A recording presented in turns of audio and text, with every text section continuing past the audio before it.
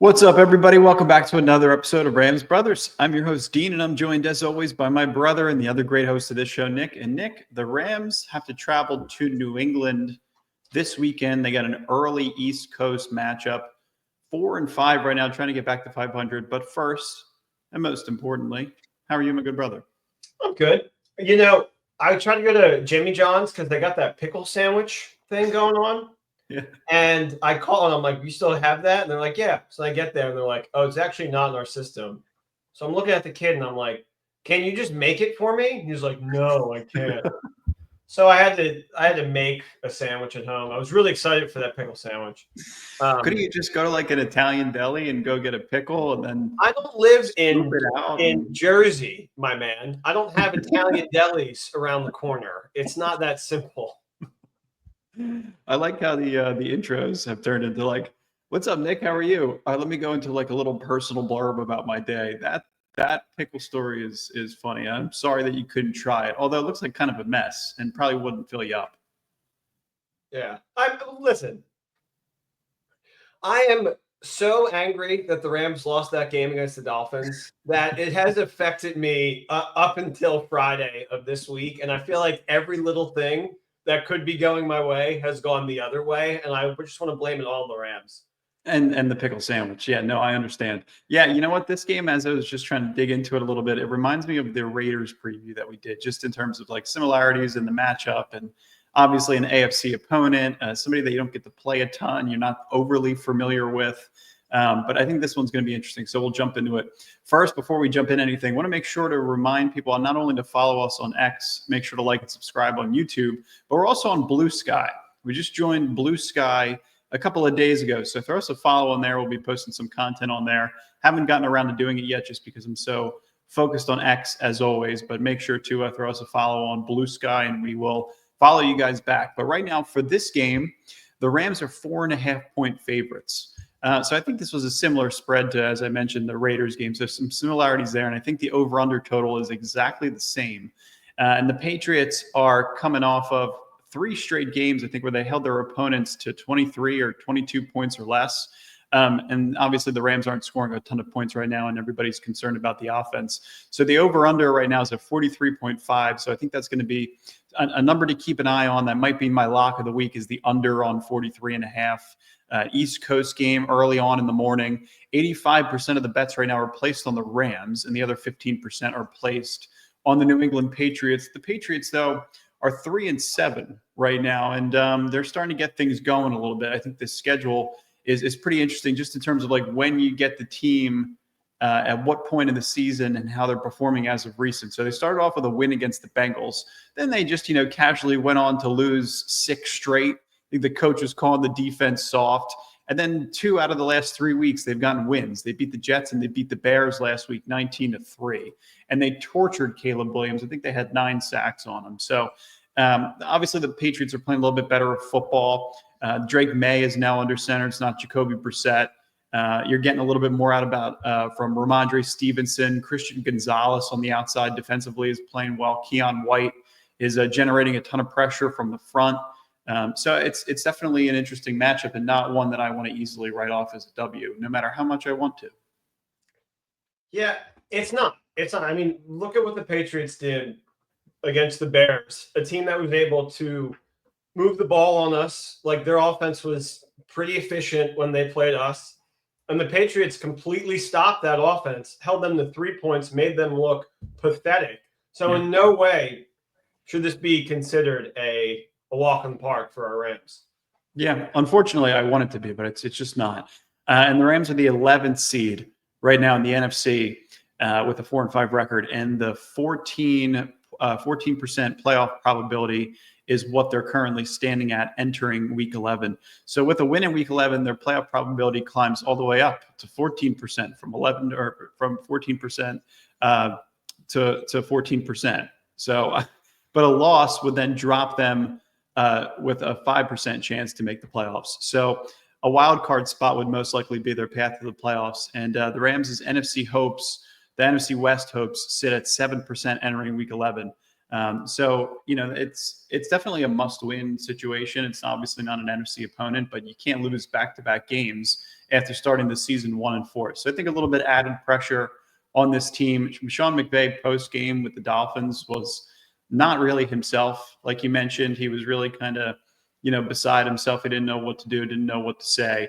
And I think just the lack of interviews this week and just the overall mentality of this team has to be, we got to come in and we got to play really good football to get on a winning streak and try and get back in the NFC West. Because these are the standings as of right now. Rams are 4-5. Niners are 5-4. Seahawks are 4-5, all the way at the bottom, and the Cardinals are 6-4. So we're big Seahawks fans this weekend, unfortunately, because they're going head to head with the Niners. So yeah, that's not. That's not going to happen. The Niners are definitely going to win that game. There's no way the Seahawks can upset the 49ers. I don't care where the game is. You can put it in Geno Smith's backyard. It doesn't matter. There's no way that the Seahawks can win that game. I have zero faith in the Seahawks to help us out. I just think it's tough now because now you have to battle back to 500, and then you have to play the red-hot Eagles, who don't really look like a complete team but have so much talent that it doesn't really matter. So then you put yourself potentially back in a situation where you have to battle for 500 again. Yeah. And you just kind of have to hope that all of the other wild card teams just start losing. Like maybe the Commanders just they just fall in and it's like they start to lose all those games and you get lucky because you never played them one-on-one. And maybe by the end of the season, you have a better record than them. But you're coming to the point where you have to hope other variables outside of your own destiny start to help in your favor. I just don't see the 49ers losing to the Seahawks going to help us at all. No, and it's another thing where like you play the Eagles next week. They started the season 2-2, and then they win 6 straight, and you get them when they're scorching hot. Obviously, the Niners play the Seahawks in a week where the Niners are starting to get healthy and the Seahawks are starting to fall back. So yeah, it's all about timing. But you're right. Until you're mathematically eliminated, you try not to give up hope. But you're looking at other variables now at this point to see like how we could potentially crack ourselves into the playoffs. But I think the equation is going to end in just keep winning football games. And this is what this team is going to try to do. In terms of injury news and just overall updates, this is from Jordan. She mentioned that Sean McVay would not say who the starting center was for the Rams on Sunday, which I think is a really interesting development considering Jonah Jackson came back from injury and started at center, but Bo Limmer has been playing so well. Although he did allow that there is an element of gamesmanship involved in not saying, and that the team has made its decision. So they're still trying to, kind of work their way through it. They did it through a gamesmanship effort in terms of competitive head-to-head in practice. So I think that's going to be pretty interesting to see who ends up starting at center. Could be Bo Limmer, see how they continue to shift the offensive line. And then also right tackle Rob Havenstein is out for Sunday's game again. We were hoping he was going to be back, but he's going to be out. Joe Noteboom is also doubtful per Sean McVay. So you're going to get Warren McClendon on the right side. As I mentioned, Keon White's playing really, really good football. So a little bit of concern in terms of having to stop the pass rush and keeping Matthew Stafford protected. I thought this was a really interesting stat too, because I know that everybody's kind of focused on how can we shift the offense. I put out a tweet yesterday that was focused on the 2-back set and everything the Commanders were doing in the backfield. They only ended up at 10 points in that game, or 18 points, I guess, towards the end. But, there's some things you could do. You could rotate Cooper Kupp into the backfield. You can get Matthew Stafford out on the boot outside of the pocket. As of right now, in this point in the season, Matthew Stafford is 21 of 30 for 250 yards and 3 touchdowns on throws outside of the pocket. So he leads the NFL with a 128.5 pass rating on such throws after posting the 10th lowest passer rating between 2022 and 2023 on such throws. So he's been effective, especially when he's rolling out to his left. And I think that that's something you should kind of keep an eye on, because it reminds me of that 2019 season. Yeah, I was about to say. Rams were struggling up front, and they worked that play action game so well. I think Goff, like in the first half of the Seattle game, was 13 of 13 with 3 touchdowns just off of play action. So the boot game, I think, is going to be really important. Obviously, they switch up from 11 to 12 personnel a little bit, but you're starting to kind of get some things back in terms of reinforcements offensively. You're shifting the mindset in terms of Colby Parkinson being your tight end 1. You're going over to Davis Allen a little bit more frequently. And Sean McVay mentioned on Friday that he said tight end Tyler Higbee, who's coming off of a horrible ACL and MCL tear, thanks to Kirby Joseph, is just a couple of weeks away from returning. And that's obviously the injury he sustained in the wild card game against the Lions earlier this year. So we talked about 10, 11 month time frame in terms of recovery. He's getting a little bit up there in age, but it's a good little update in terms of what's going on with Higbee. And there was another update too with John Johnson, where they're going to kind of continue to reevaluate his shoulder. Probably the same thing in terms of John Johnson, in terms of being a couple of weeks away. McVay also mentioned an update on Troy Reeder and his status on his hamstring, but nobody really gives a shit. So I'm not even going to mention it. But that's where we're at right now. So it would be serendipitous for Tyler Higbee to come back against Philadelphia. Just because it seems like the Higbee lore, everybody loves that game in 2020 when the Rams played the Eagles. I think it's the last time they beat them. Higbee had 3 touchdowns that day. Goff was just like finding him everywhere in the end zone. It was still Carson Wentz's Eagles back then, but that was the first year we saw Hurts start for Philadelphia. And he ended, look where he is now. He's ended up pretty fantastic. But yeah, like you have to look at this game, regardless of who's starting at center. And like if it stalls early and you're down 7-0, you're down 3-0 early.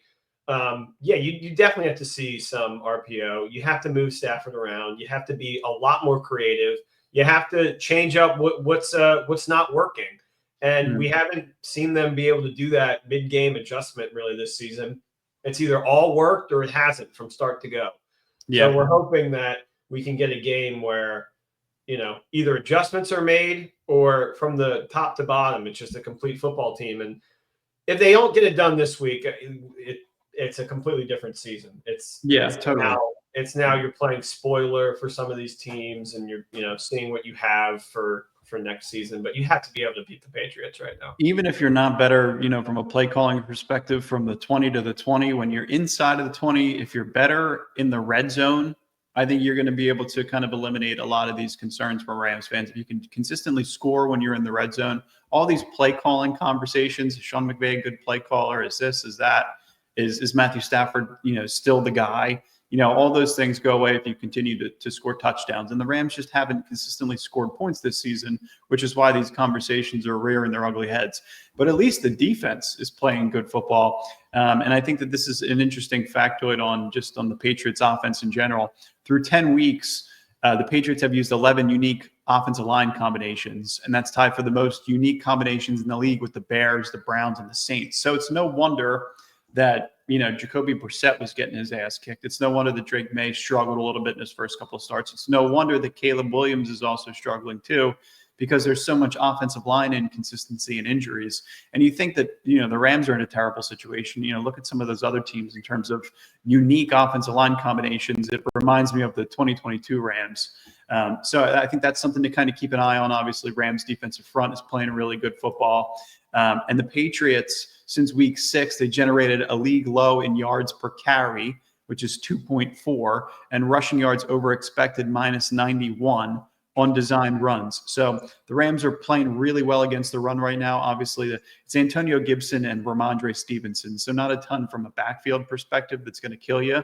But the Rams forced a loss, were 0 yards on 31.8% of Dolphins rush attempts. On Monday night, it was the 3rd highest of that week and the lowest rate from the Rams so far this season. So they're playing really well against the run. And I have confidence if you make Drake May one-dimensional, you're going to be able to force turnovers. You're going to be able to get into the pocket, and you're going to be able to make him, rush his decisions and have to speed through his progressions, which I think is the best thing that you could do against a rookie quarterback, unless they flip the game plan on your head like the Bears did and Caleb Williams kind of starts dinking and dunking like he did. Maybe they'll try to do that just because that's kind of a blueprint for how Caleb was able to do it, and maybe that's what they'll game plan against. I don't really understand. I don't know the Patriots Mayo and what their MO or identity is now without Bill Belichick.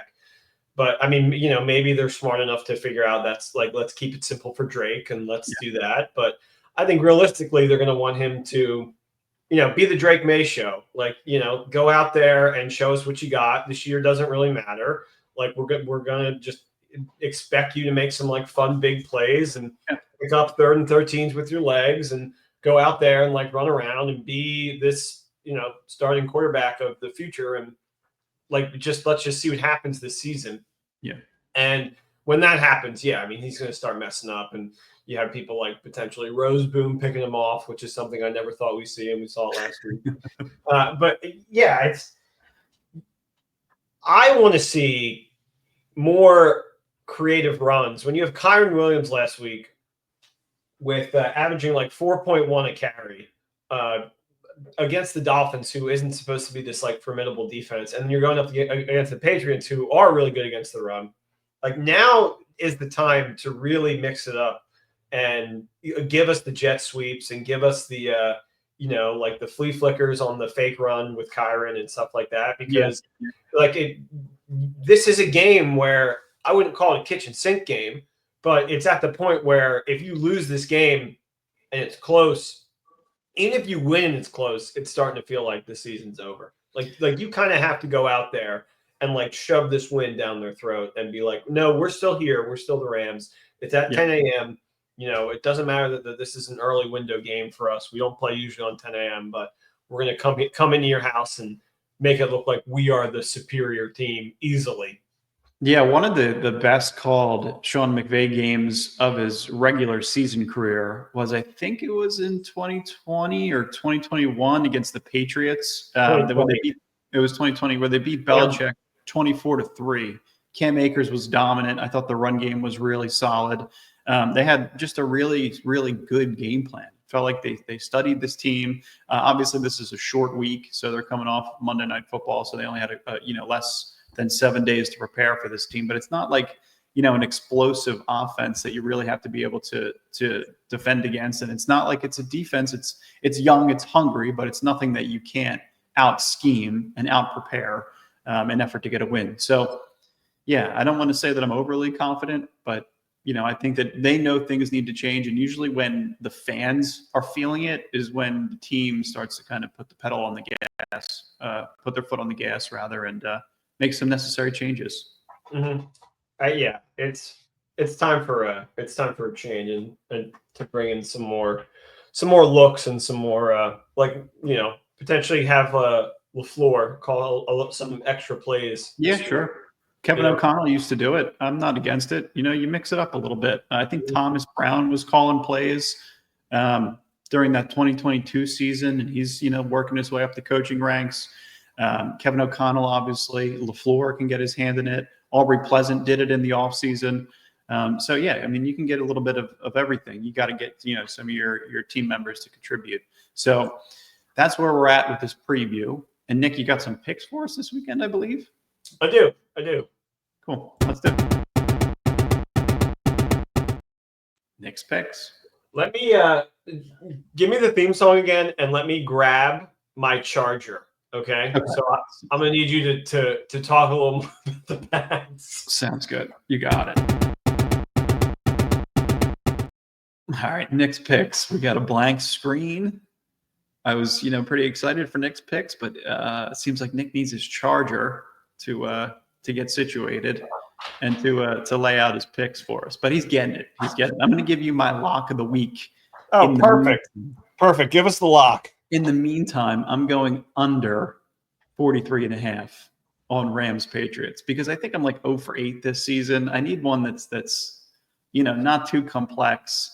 I think I had Cooper Kupp first touchdown scorer and Rams to win outright against Miami. So 0 for 2, obviously, which is the kind of better that I am. So yeah, I didn't hate that. I thought that was pretty good. I mean, nobody got in the end zone. Yeah, that's what happens when I place a bet. So I actually have something similar in here for Nick's picks. All right, let's see what just say this to the Rams fans, to the Rams brothers fans. You don't get the treats right now. You don't deserve the treats. I am actually disappointed in the fans. You're not getting a theme song. There are no treats for you.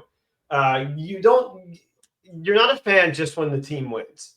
You're a fan always. You should be always caring about this team no matter what. I do not care. I'm very disappointed in Rams fans in general this season.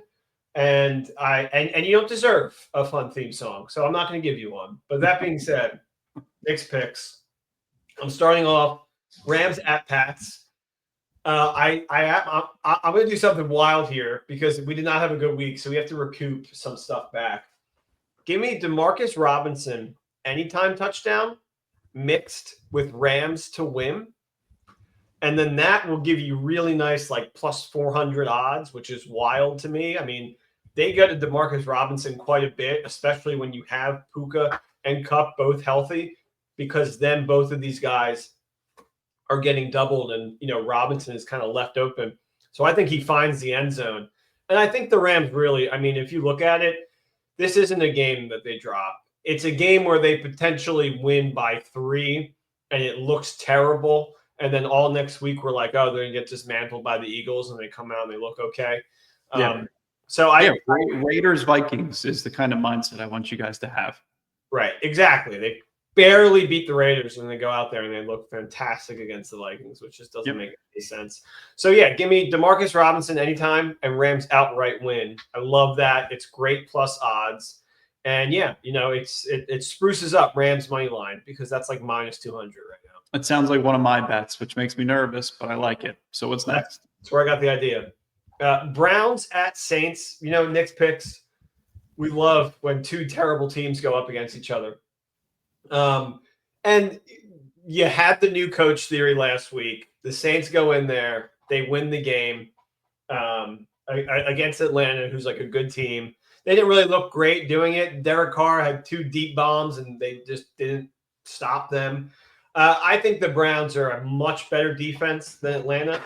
I don't really care who's playing at quarterback. I just don't see the Saints team being able to put up any points against the Browns. So I just love Browns with some plus money and some points. So give me Browns plus 1.5. And I feel like that's my favorite bet of the week right now. Okay. I don't hate it. Browns plus 1.5 at the Saints. Okay. Yeah, I don't hate it. Did the Saints play the Falcons last week? Is that who they played and beat? Yeah. And then like during the podcast, you mentioned that the Saints fired the coach, and my pick was the Falcons. And I was like, oh my God, I can't believe I forgot about that. Yeah, that's your favorite theory in football. My guy won me some crazy parlays. That one time when the Lions fired what was his name? The pencil guy on the piece of paper. He came from New England. Patricia. Yeah, Patricia. I had them beating the Bears, who were like a really good team. And my Bears friend was like, dude, that will never happen. We're going to destroy them. And I was like, new coach theory. And it worked. Moving on. Jags plus 14.5. Jags at Lions. So this is just something Jared Goff does, right? 5 interceptions, Jared. With, in the later weeks of the season, in 2018, he takes himself out of the MVP race with that terrible game against the Bears. And then now, history repeating itself, 2024, he throws 5 interceptions to take himself out of the MVP race again.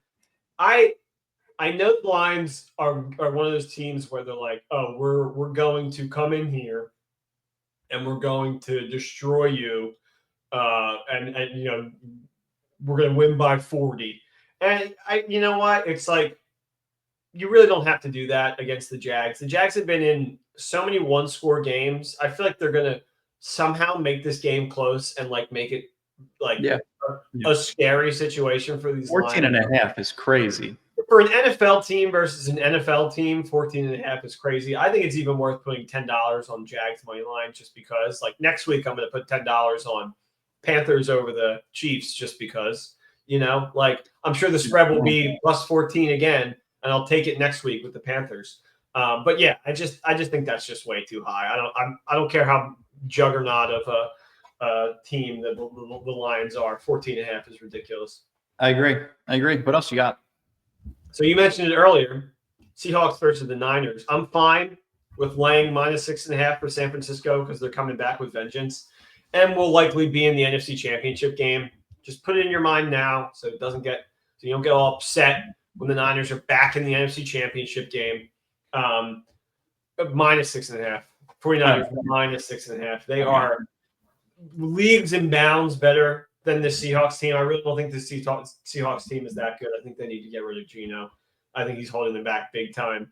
I think the Niners in San Francisco they're just going to dismantle the Seahawks team. So give me Niners minus 6.5. Okay, let's run it back. So we got Demarcus Robinson anytime TD mixed with a Rams win. If that hits and you're playing all of these the same way, it's a good week no matter what. True. Very true. Browns +1.5. Give me the Jags +14.5. Niners -6.5. And then my quick pick. If you're going to give me Pat Mahomes as an underdog anytime, it should be a part of your gambling manifesto to just take it. So I'm just going to take the Chiefs money line just because he should never be an underdog ever. Yeah, a lot of people really like Buffalo. I think Buffalo's got 3 straight wins against the Chiefs in the regular season. So that's where it's all coming from. And Buffalo looks like they should be the undefeated team versus the Chiefs, who actually are. So, yeah, that one's going to be fun too. All right, cool. I think pretty decent slate this week. I think you got called out one of our recent episodes. Like, if you just took the opposite of Nick's picks. But you know what? Betting's hard, gambling's hard. So Gambling's hard. Yeah. We appreciate you guys, as always. Thanks for listening, those that do. And as always, go Rams. Talk to you soon.